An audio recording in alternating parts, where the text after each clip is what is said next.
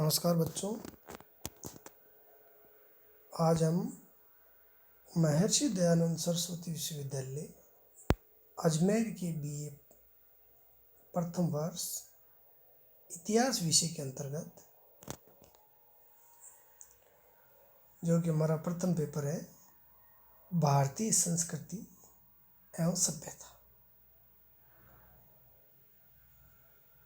इसमें हम भारतीय संस्कृति की विशेषताओं के बारे में अध्ययन करेंगे। इसका मैं सिलेबस पहले ही डाल चुका हूँ और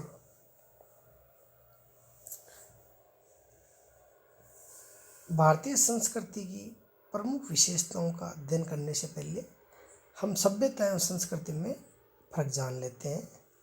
सभ्यता एवं संस्कृति में उतना ही फर्क है जितना फर्क शरीर एवं आत्मा में है। अर्थात जो वस्तुएं हमें भौतिक रूप से दिखाई देती है वो वस्तुएं सभ्यता है, और जो आंतरिक वस्तुएं हैं आत्मा की तरह वो है संस्कृति।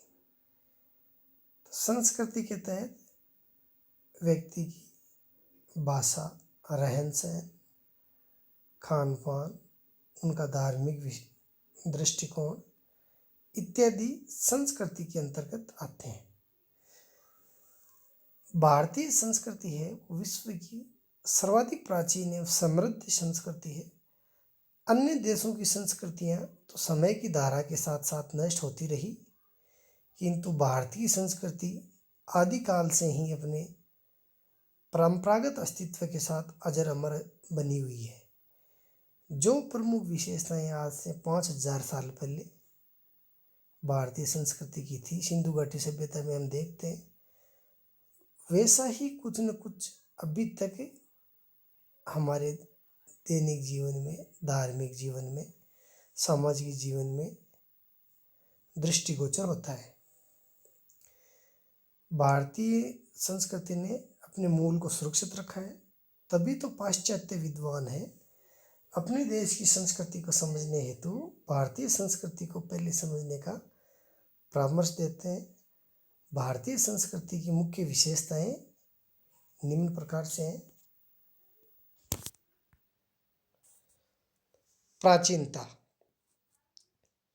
भारतीय संस्कृति है वो विश्व की सबसे प्राचीनतम संस्कृतियों में से एक है, और इसकी प्राचीनता के कुछ साक्ष्य कई स्थानों पर प्राप्त होते हैं, जैसे कि मध्य प्रदेश की भीमबेटका में पाए गए शैलचित्र।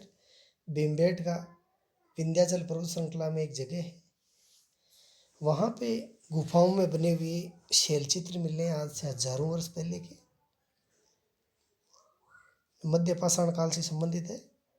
नर्मदा घाटी में की गई खुदाई तथा कुछ अन्य नरवंशीय एवं पुरातात्विक प्रमाणों से सिद्ध होता है कि भारत भूमि प्राचीन आदि मानव की कर्म भूमि रही है। सिंधु घाटी की सभ्यता के विवरणों से भी प्रमाणित होता है कि आज से लगभग 5000 वर्ष पहले उत्तरी भारत के बहुत बड़े भूभाग में उच्च कोटि की संस्कृति का विकास हो चुका था। इसी प्रकार वेदों में परिलक्षित भारतीय संस्कृति न केवल प्राचीनता का प्रमाण है, अपितु भारतीय अध्यात्म एवं चिंतन भी श्रेष्ठ अभिव्यक्ति है। उपलब्ध प्रमाणों के आधार पर भारतीय संस्कृति से रोम, यूनानी संस्कृति को प्राचीन तथा मिस्र, असीरिया, बेबीलोनिया जैसी संस्कृतियों के समकालीन माना गया है। कवि इकबाल ने भी कहा है कि यूनान और रोमा, मिस्र सब मिट गए इस जहाँ से, कुछ बात है कि हस्ती मिटती नहीं हमारी। अर्थात यूनान, रोम, मिस्र, चीन इत्यादि की प्राचीन सभ्य संस्कृतियाँ हैं, जैसे ही उनकी सभ्यताएं नष्ट हुई तो उनके साथ उनकी संस्कृतियाँ नष्ट हो गई। लेकिन भारतीय संस्कृति है अभी भी अजर अमर बनी हुई है और निरंतर प्रगतिशील है। निरंतरता, जैसा कि मैंने निरंतर प्रगतिशील की बात कही, तो अभी भी प्राचीन कुछ बातें हैं वो निरंतर बनी हुई है। जैसे सिंधु घाटी सभ्यता में ही वटवृक्ष की पूजा की जाती थी, आज भी की जाती है। नदियों की पूजा के साक्ष्य मिले हैं, आज भी हम लोग नदियों की पूजा करते हैं। पशुपति शिव की पूजा के साक्ष्य प्राप्त होते हैं सिंधु घाटी सभ्यता से। तो आज भी हम पशुपति शिव की उपासना करते हैं। जल की पूजा के साक्षी हैं, तो आज भी हमें सूर्य की पूजा, जल की पूजा, विभिन्न प्रकार के देवी देवताओं की, वृक्षों की, इत्यादि की, भौतिक शक्तियों की, अभौतिक शक्तियों की पूजा कर रहे हैं।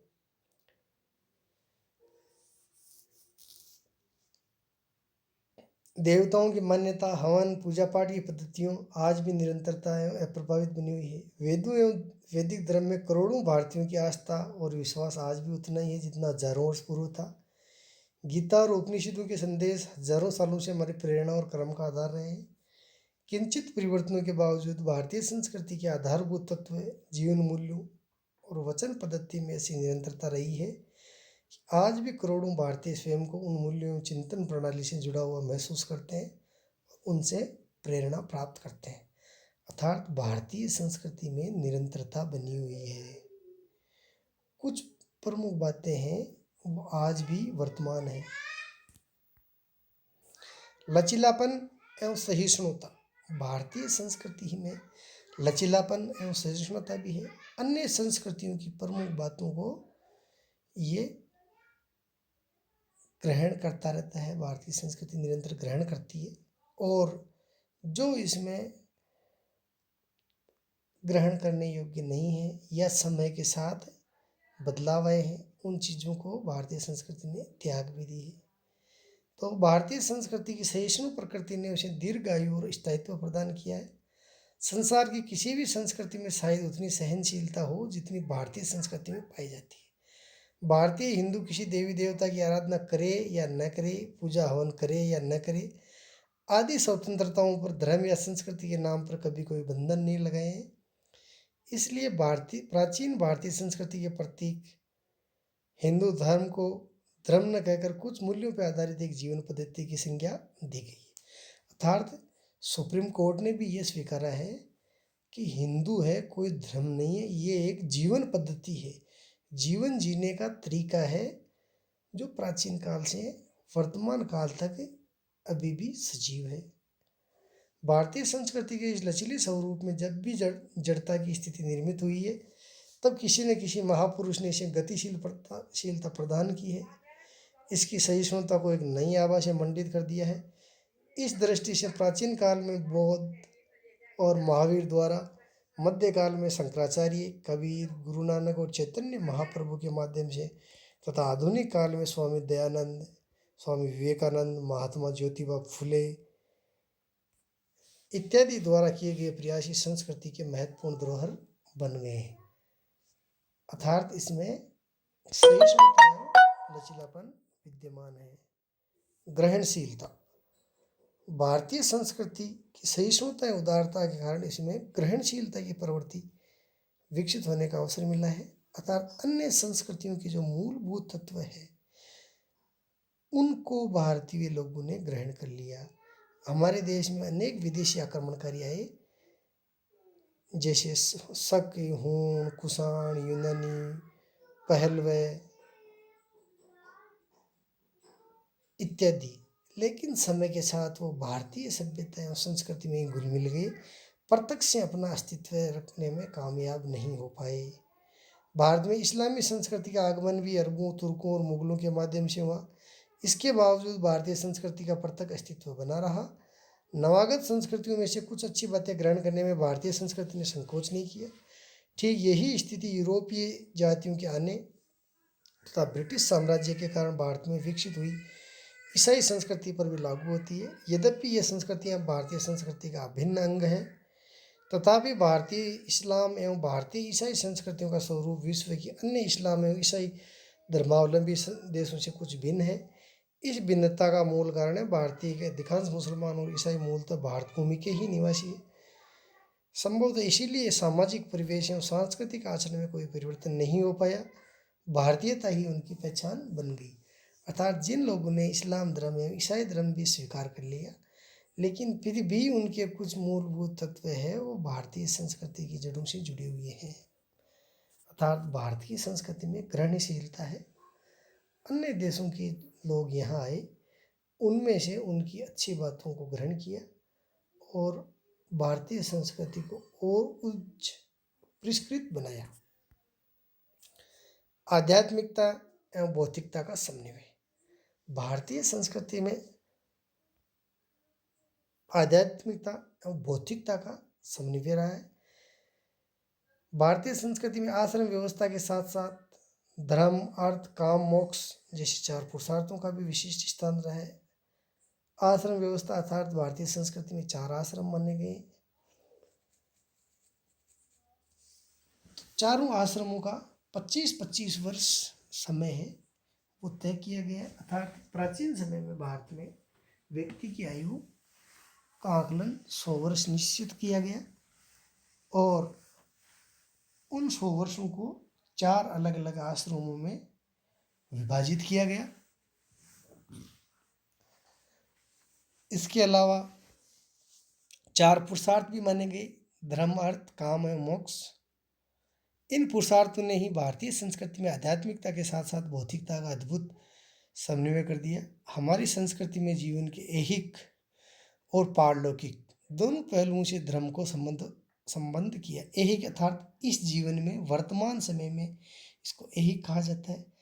पारलौकिक अर्थात इस लोक से परे, अगले जन्म और पिछले जन्म को भी भारतीय संस्कृति में शामिल किया गया है। अर्थात आगामी जन्म के अंदर व्यक्ति को अच्छा परिवार मिले, अच्छा उसको सुख प्राप्त हो, इसलिए वो वर्तमान ऐहिक जीवन में अच्छे कार्य करने की कोशिश करता है। जीवात्मा मृत्यु के पश्चात जीवात्मा शांति का अनुभव कर सके। शरीर नश्वर है, आत्मा अमर है। यह अमरता मोक्ष से जुड़ी हुई है। ये मोक्ष पाने के लिए अर्थ और काम के पुरुषार्थ करना भी जरूरी है। इसी प्रकार भारतीय संस्कृति में धर्म और मोक्ष, आध्यात्मिक संदेश एवं अर्थ और काम की भौतिक अनिवार्यता परस्पर संबंध है। आध्यात्मिकता और भौतिकता के इस समन्वय में भारतीय संस्कृति की वह विशिष्ट अवधारणा परिलक्षित होती है जो मनुष्य के इस लोक और परलोक को सुखी बनाने के लिए भारतीय मनुष्य ने निर्मित की है। धर्म, अर्थ, काम, मोक्ष को आधार मानते हुए इस लोक और अगले लोक में ही व्यक्ति को सुखी बनाने के लिए प्राचीन भारतीय ऋषि मुनीषियों ने इस प्रकार से ये कल्पना की थी। सुखी जीवन के लिए ऐसी चिंता विश्व की अन्य संस्कृतियों में कहीं नहीं है।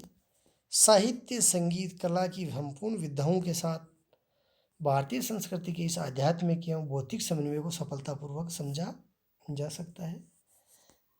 अनेकता में एकता।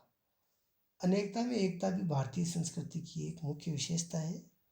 भारत देश है वो विशाल देश है और सांस्कृतिक रूप से इस एक इकाई के रूप में इसका अस्तित्व है वो प्राचीन काल से बना हुआ है। इस विशाल देश में अनेक विभिन्नताओं के बावजूद भारतीय पृथक सांस्कृतिक सत्ता रही है। हिमालय संपूर्ण देश के गौरव का प्रतीक रहा है तो गंगा, यमुना और नर्मदा जैसी नदियों की स्तुति यहाँ के लोग प्राचीन काल से करते आ रहे हैं। राम, कृष्ण, शिव की आराधना यह सदियों से होती जा रही है। भारत की सभी भाषाओं में इन देवताओं पर आधारित साहित्य का सर्जन हुआ है। उत्तर से दक्षिण और पूर्व से पश्चिम तक संपूर्ण भारत में जन्म, विवाह, मृत्यु के संस्कार लगभग समान रूप से प्रचलित है। तो ये है विशेषता। जैसे प्राचीन काल में विवाह 8 प्रकार की माने गए हैं वैदिक काल में। तो यदि हम चेर, चोल, पांडे या संगम काल देखें दक्षिण भारत का, तो उसी में भी 8 प्रकार के विवाह बताए गए हैं। जन्म से संबंधित, विवाह से संबंधित जो 16 संस्कार है जन्म से लेकर मृत्यु तक के, उत्तर भारत में वो उसी प्रकार से संपन्न कराए जाते हैं। तो कुछ विभिन्नताओं के साथ दक्षिण भारत में भी उसी प्रकार से संपन्न कराए जाते हैं।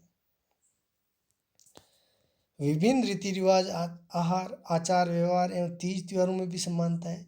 होली, दीपावली, रक्षाबंधन इत्यादि के त्यौहार उत्तर भारत में, पूर्व, पश्चिम, दक्षिण भारत में समान रूप से प्रचलित है। फिर भी संगीत एवं नृत्य, नाट्य के मौलिक स्वरूपों में आश्चर्यजनक समानता है। संगीत के 7 स्वर, नृत्य के त्रिताल संपूर्ण भारत में समान रूप से प्रचलित है।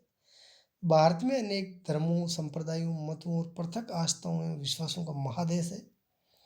तथापि इसका सांस्कृतिक समुच्चय और अनेकता में एकता का स्वरूप संसार के अन्य देशों के लिए विस्मय का विषय रहा है। पर्वतीय भूभाग जिसकी सीमा पूर्व में ब्रह्मपुत्र, पश्चिम में सिंधु नदियों तक विस्तृत है। इसी के साथ गंगा, यमुना, सतलज की उपजाऊ कृषि भूमि, विंध्य और दक्षिण के वनों से आच्छादित पठारी भूभाग, पश्चिम में थार का रेगिस्तान, दक्षिण और का तटीय प्रदेश, पूर्व में असम और मेघालय का अतिवृष्टि का सुरम्य क्षेत्र। इस भौगोलिक विभिन्नताओं के अतिरिक्त इस देश में आर्थिक सामाजिक भिन्नता भी पर्याप्त रूप से रही है। वस्तुतः इन विभिन्नताओं के बावजूद भी देश में अनेकता में एकता है और यही भारत की विशेषता है। इस प्रकार से भारतीय संस्कृति है वो अपना अक्षुण्ण रूप है वो बनाए रखने में कामयाब रही है और हम आशा करते हैं कि भारतीय सभ्यता एवं संस्कृति अपने आगामी समय में पल्लवित और पुष्पित रहे। अब हम आज हमारा चैप्टर इतना ही है। अगले अध्याय में या अगले प्रकरण में हम फिर मिलेंगे। थैंक्स बच्चों, ध्यानपूर्वक सुनने के लिए।